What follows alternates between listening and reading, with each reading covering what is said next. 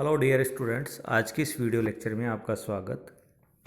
आज हम बात कर रहे हैं, जो हमारा टॉपिक चल रहा था इलेक्ट्रोमैग्नेटिज्म वाली जो बुक है, उसमें फर्स्ट जो चैप्टर हमने स्टडी कर लिया है, ये आपका थर्ड चैप्टर है। उसमें जो फर्स्ट टॉपिक अपना है, उसमें जो जनरली क्वेश्चन आपको पूछा जाता है वो ऊपर दिया हुआ है कि एक स्वैच्छिक आवेश वितरण के लिए सिद्ध करो कि इससे r दूरी पर स्थित किसी बिंदु पर विभव का मान फाई या v equals to 1/4 pi epsilon P naught upon are plus का P1 upon R square plus का P2 upon R square r³ plus and so on होता है। ठीक है, या ऐसे भी पूछा जाता है बहुध्रुवी आवेश वितरण के कारण इससे बाहर किसी बिंदु पर विभव का मान ज्ञात करें। ठीक है, तो आपको एक डायग्राम दिया हुआ है। यहाँ पर एक क्लोज सरफेस है। इस क्लोज सरफेस में अपन एक अल्पांश, जो आयतन अल्पांश डी वी लिया, जिसका ऊपर चार्ज डी क्यू है। ठीक है, और इस अल्पांश आयतन जो कि क्यूब पॉइंट पर है, इस अल्पांश आयतन की वजह से बिंदु पी पर जो जेड एक्स पर है, यहाँ पर हमें क्या निकालना है? विभव का मान निकालना है। ठीक है, तो आपने ये डायग्राम देखा। इस डायग्राम में ये एक क्लोज सरफेस है, जो P बिंदु से Q बिंदु की दूरी है वो स्मॉल r दिखा रखा है। यहाँ से जो O है, यहाँ है O पॉइंट, ये O है इसका सेंटर। यहाँ से जो P की दूरी है वो कैपिटल R वेक्टर है, और यहाँ से Q की दूरी है वो R0 वेक्टर है। और इस जो आयतन अल्पांश है, इसकी वजह से ये Q पॉइंट पे रखा हुआ है, इसकी वजह से इस P बिंदु पर हमें क्या निकालना है? विभव का मान ज्ञात करना है। और इस आयतन अल्पांश है, उसका आयतन dV है, और इस पर चार्ज जो है वो dQ है। तो सबसे पहले हम इस डायग्राम को समझ लेते हैं। माना चित्र अनुसार कोई स्वैच्छिक आवेश वितरण है, इसके अंदर कोई आवेश है वो स्वैच्छिक वितरित हो रहा है, जिस पर आवेश घनत्व रो है, और यहाँ पर आवेश घनत्व का मान जो है वो रो है। इस आवेश वितरण के कारण किसी बिंदु पर विभव का मान हमें ज्ञात करना है। बिंदु P पर इसके विभव का मान ज्ञात करना है। माना बिंदु P जो है वो मूल बिंदु से कैपिटल R दूरी पर है। इस आवेश वितरण को छोटे छोटे आयतन अल्पांशों में विभाजित कर सकते हैं। इस कंप्लीट जो वो सरफेस है, इसके अंदर जो आवेश वितरण हो रहा है, इसको हम छोटे छोटे आयतन में, जो कि डी एक हमने यहाँ पे dV आयतन का, जिस पर चार्ज क्या है dQ है, इस आवेश वितरण को छोटे छोटे आयतन अल्पांशों में विभाजित करते हैं। और उनमें से माना एक आयतन अल्पांश जिसका आयतन क्या है dV है, और जो कि बिंदु Q पर स्थित है। इस अल्पांश की मूल बिंदु से दूरी जो है R0 वेक्टर है, तथा अल्पांश आयतन से बिंदु P की दूरी है वो R है, स्मॉल r। इस आयतन अल्पांश के कारण बिंदु P पर विभव का मान d फाई है माना, तब d phi equals to k dq upon small r, जहाँ पर dq क्या है? यहाँ पर आयतन अल्पांश पर आवेश है। कौन सा आयतन अल्पांश? आपको ये दिखाया ना अभी, ये वाला, ये dV आयतन अल्पांश। तो हमें क्या करना है? इस dV आयतन अल्पांश से बिंदु P पर विभव का मान ज्ञात करना है। और इस पूरे सरफेस जिसमें आवेश घनत्व रो है, और जिसका चार्ज जो है वो स्वैच्छिक वितरण हो रहा है, इसको हम छोटे छोटे आयतन अल्पांशों में निकाल कर इस छोटे एक आयतन अल्पांश पर हम विभव का मान निकाल देंगे, और उससे हम इसका संपूर्ण के लिए समाकलन करके मान निकाल देंगे। तो डी फाई इक्वस टू क्या है? के डी क्यू अपॉन आर, और डी क्यू इक्वस टू क्या होता है? रो dV, या रो इक्वस टू क्या होगा? रो आवेश घनत्व है, dQ अपॉन dV। तो dQ का मान हम रख देंगे ऊपर वाले समीकरण d फाई बराबर के dQ अपॉन r में। तो d फाई इक्वस टू के रो dV अपॉन स्मॉल r। ये किसके लिए आ गया? उस छोटे से आयतन अल्पांश dV के लिए हमारा d फाई का वैल्यू आ गया। अब हमें संपूर्ण जो है ये सरफेस है, इस पर हमें क्या निकालना है? डी फाई का मान निकालना है इसके लिए। तो संपूर्ण आवेश वितरण के लिए, जो कि इस पूरे सरफेस में आवेश वितरण स्वैच्छिक वितरण हो रहा है, उस संपूर्ण आवेश वितरण के लिए हम क्या करेंगे? ऊपर वाले समीकरण का समाकलन कर देंगे। तो समाकलन करेंगे तो फाई इक्वस टू समाकलन डी फाई इक्वस टू के rho D v upon are, इसको समीकरण हमने 1 दे दिया। और अब हमने सदिश के नियम से ऊपर डायग्राम देखते हैं, यहाँ से हम क्या निकालेंगे, आर का वैल्यू निकालेंगे। समीकरण 1 में जो है 1/r है, इसका मान हम निकालेंगे। ये जो समीकरण 1 है इसमें जो ये आर है स्मॉल आर, 1/r की वैल्यू हम निकालेंगे। तो ऊपर क्या जो डायग्राम है वापस हम इसे डायग्राम में देखेंगे, सदिश के नियम से देखेंगे।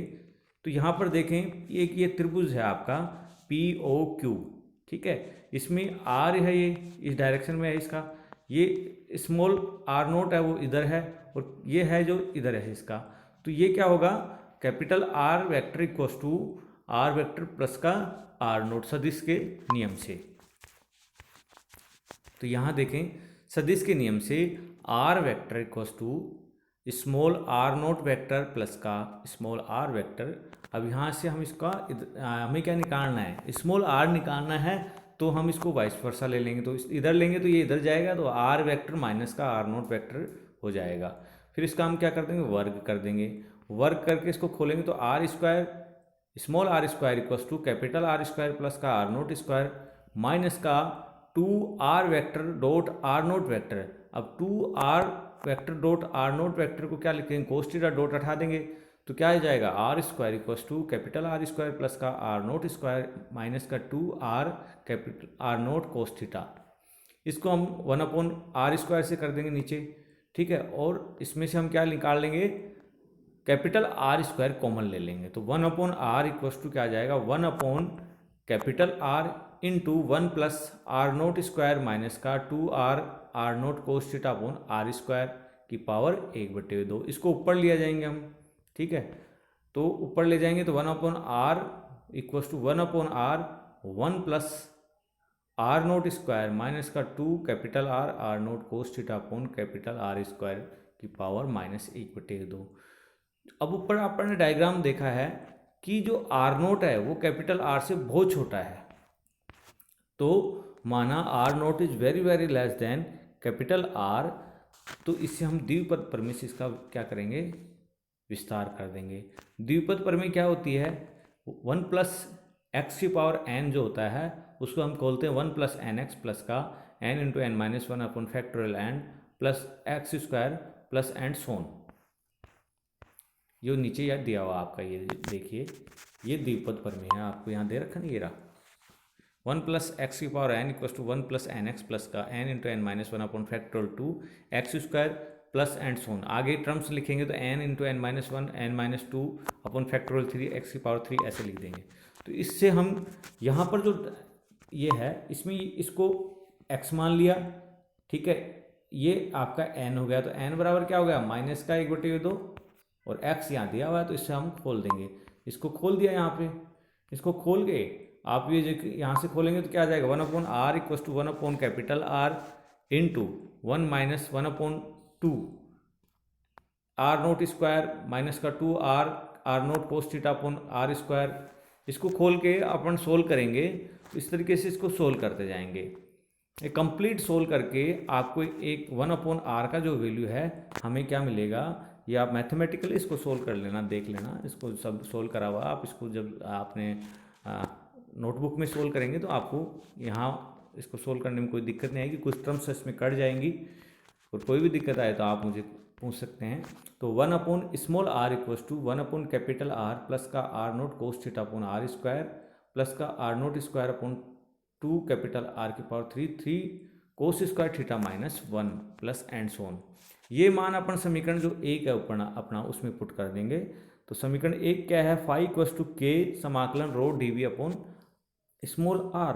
तो 1/r का मान हम ऊपर से इस समीकरण से पुट कर दिया।